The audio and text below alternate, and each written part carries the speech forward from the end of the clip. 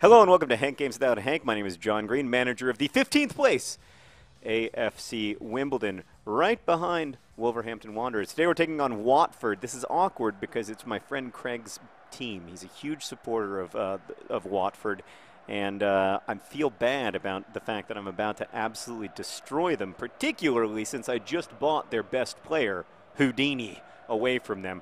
Houdini and Dicko starting up top once again, but only so that at halftime we can make a substitution where we start John Green and John Green. John Green and John Green, they've just been taking a little time off. They're older than they used to be. They need longer rests.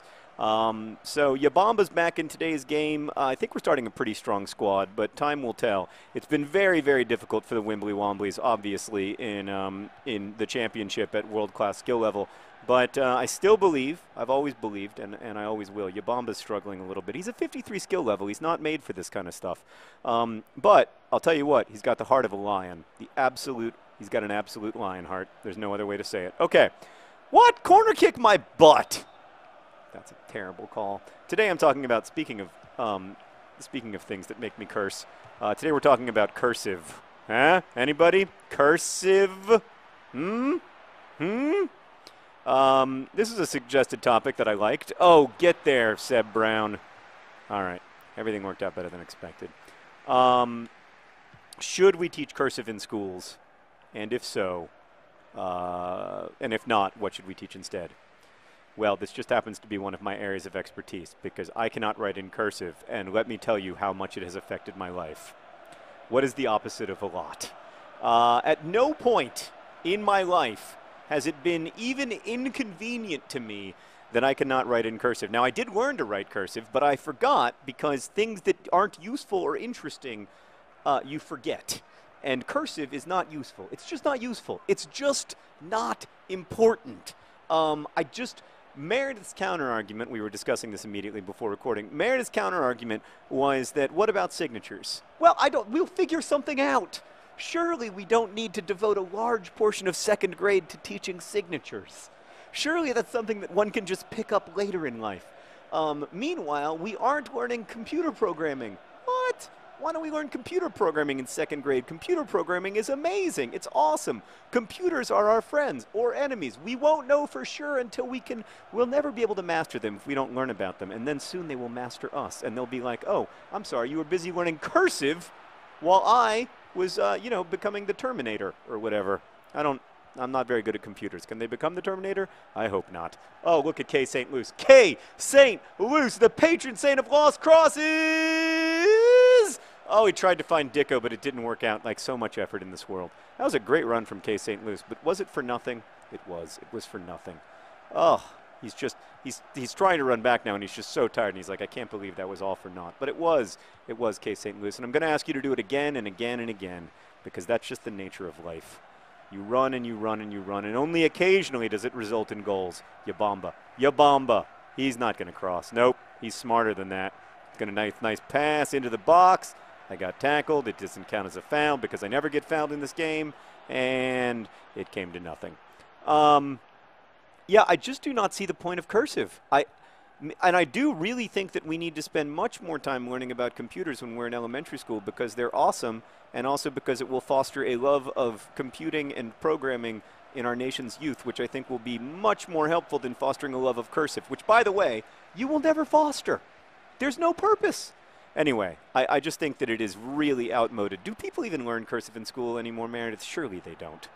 Surely cursive isn't on any of those like crazy standardized tests that rule all of American education now. It's not like, do you know the difference between a big D and a little d? What?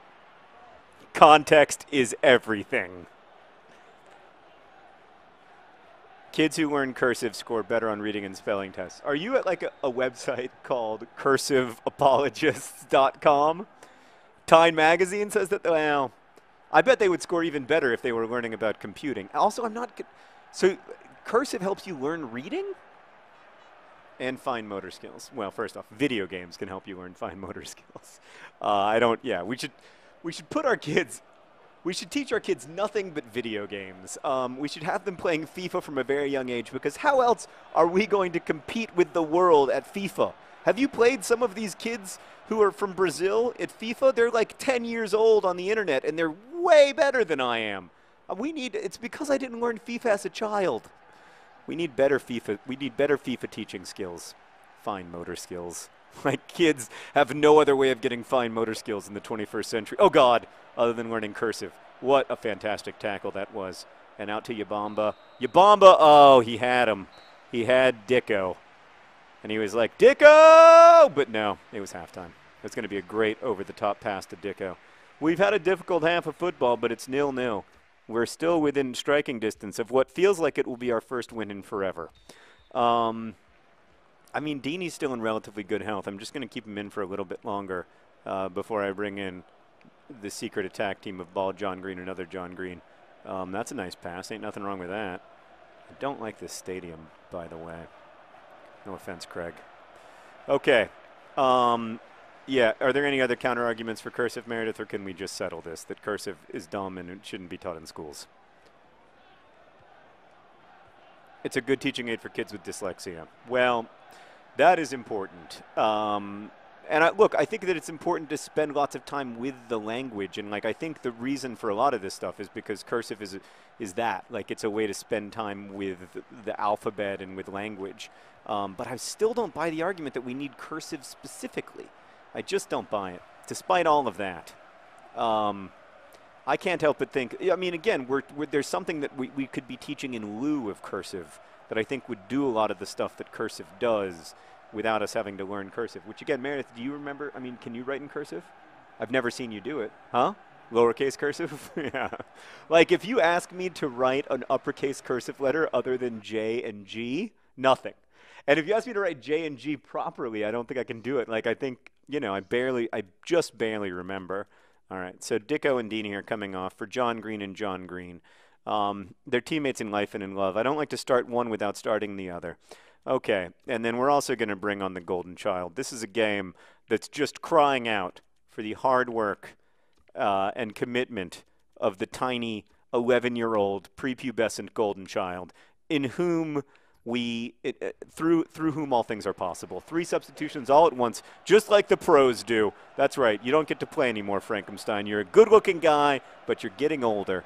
By the way, you know where that yourgolftravel.com thing is? On their butts, that's where it's going to say AFC Wimbledon.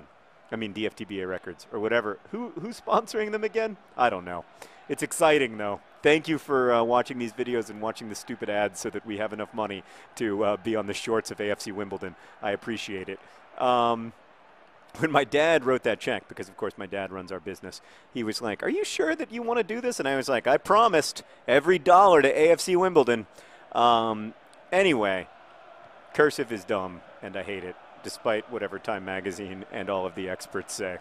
It's just something that you don't retain into adulthood, like, which is unlike every other skill that you learn in elementary school. Like, I still know how to multiply. Oh, God! Oh, no! Everything worked out better than expected.